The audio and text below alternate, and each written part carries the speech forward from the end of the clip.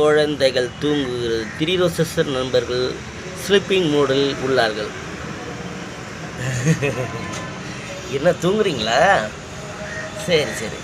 உங்கள் மம்மி எங்கே? டாடி எங்கே? எங்கே போயிட்டாங்க?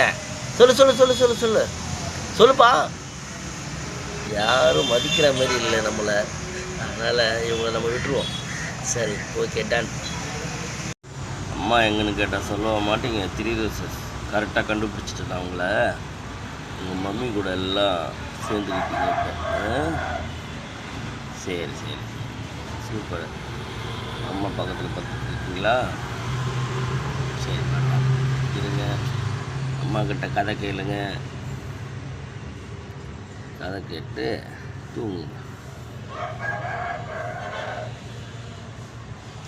ஓகே 3 ரோஸ், பாய்.